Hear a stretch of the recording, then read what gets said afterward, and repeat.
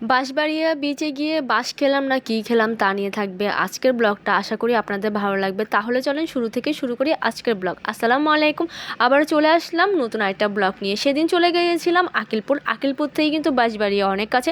তো আমরা তো বাইক নিয়ে চলে যাচ্ছি, খুব দ্রুত যাচ্ছিলাম। আর আমাদের পিছের বাইক ছিল হইলো আমার কলিগদের, তো ওরাও আসতেছিল। এই যে বাঁশবাড়িয়ার একবার মেন ইয়াতে এসেছি, দেখেন আমরা যে কী পরিমাণে এনজয় করেছি। আলহামদুলিল্লাহ, আল্লাহর অশেষ রহমতে কোনো প্রকারের প্রবলেম হয়নি। আমরা যখন এখানে এসেছি তো আমার কলিগ বলেছে এখান দিয়ে নাকি নামা যায় না, তো আমরা হলাম আবার ঘুরে যাব। আসলে কোনো দিকে চিনি না আমরা।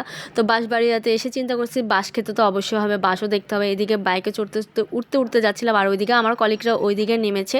তো নামার পর আমরা চিন্তা করলাম কি রে ওরা ওখানে কেন দাঁড়িয়ে আছে। পরে দেখলাম যে ওরা ওখান থেকে আনারস মাখানি নিচ্ছিল। এই যে আমার কলিগ এসে দিয়ে গেল আমাকে আনারস মাখানি। তো একটা আমার জন্য, একটা আমার কলিগের জন্য, তো আমরা খাবো। তো আমরা হলাম এই চলন্ত মানে বাইকের মধ্যে যে কী পরিমাণে এনজয় করছি আর লাফালাফি করছি। ফাইনালি অবশেষে চলে এসেছি বাঁশ খাওয়ার জন্য বাঁশবাড়িয়াতে। অনেকগুলো বাঁশ আর বাঁশ গাছ, আর এখানে বালি ছিল। তো সামনে এগিয়ে যাচ্ছিলাম আর কি জানি একটা বলে হাসাহাসি করছিলাম আমরা সবগুলো মানে। আর এখানে অসহায় মাসুদ দাঁড়িয়ে আছে হেলমেট নিয়ে, এদিকে নাইম কি জানি চিন্তা করতেছে, আর ওইদিকে ইসরাত প্রেম আলাপ করতেছিল। যাই হোক, তারপরে এখানে আমরা কিছুক্ষণ দাঁড়িয়ে থাকার পর সামনে চলে যাব। একটা দোলনা খালি পেয়েছে, আর ইসরাত এমন জোরে দৌড় মারছে দোলনাতে বসার জন্য। দৌড়ে গিয়ে বসতে গিয়েও বসতে পারেনি, কারণ হলো পিচ্চি বাচ্চা একটা এসে বসে গেছে। পরবর্তীতে আমরা ওই সাইডে গিয়েছিলাম, গিয়ে ওখানে বসলাম। আর এখানে বাসটার মধ্যে এই সাইডে দোলনা ঝুলিয়ে রাখছে, বাসটা নড়তেছিল। তো আমিও হলাম বসার জন্য ওয়েট করছিলাম। আর এদিকে মাসুদকে বলে জানি আমরা হাসাহাসি করছিলাম। আর এদিকে দেখেন সারি সারি বাঁশ আর বাঁশবাড়িয়াতে তেমন একটা আহামরি ভালো লাগে নাই আমার কাছে। শয়তানিগিরি করতেছে মাসুদ, দেখো গাইস বাঁশবাড়িয়াতে আসি বাঁশ খাইতেছে মাসুদ।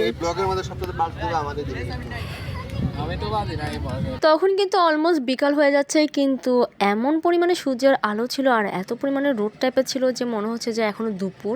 তো আমরা হলাম এখানে অনেকক্ষণ ধরে আড্ডা দিচ্ছিলাম, আর আমরা এরপর একটা লোকেশনে চলে যাবো। আর এখানে কি জানি বলতেছিলাম মাসুদকে, তো এই ভয়েসটা আর রাখলাম না, ভয়েসটা। কারণ হলো মাসুদ আমার অনেকক্ষণ ধরে পা ধরে বসেছিল যাতে এই ভয়েস যাতে না রাখি।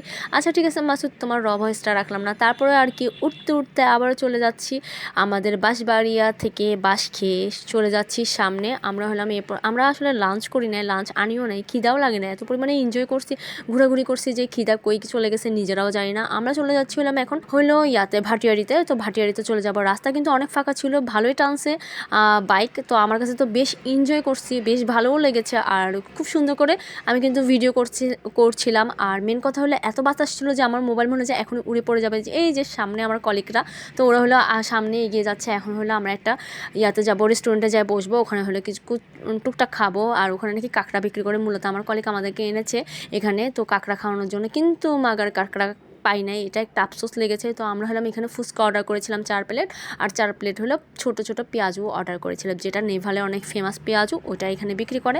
আসলে ওইটা ফেমাস পেঁয়াজুটা কিন্তু অনেক মজা ছিল, আর ফুচকাগুলো অনেক মজা ছিল। থ্যাংক ইউ নাইম এত সুন্দর একটা ট্রিট দেওয়ার জন্য। তারপর আমরা খাওয়া দাওয়া করা শেষ, সোনার বাংলাদেশ। এখন হলো যার গন্তব্যে পৌঁছায় যাব। তো আমরা চেয়েছিলাম ভাটিয়ারিতে যাব, সানসেট পয়েন্টে যাব, সেটা যাওয়া হয় না। তো আমরা এখন বাসায় চলে যাচ্ছি। থ্যাংকস ফর ওয়াচিং, আল্লাহ হাফেজ, আসসালামু আলাইকুম।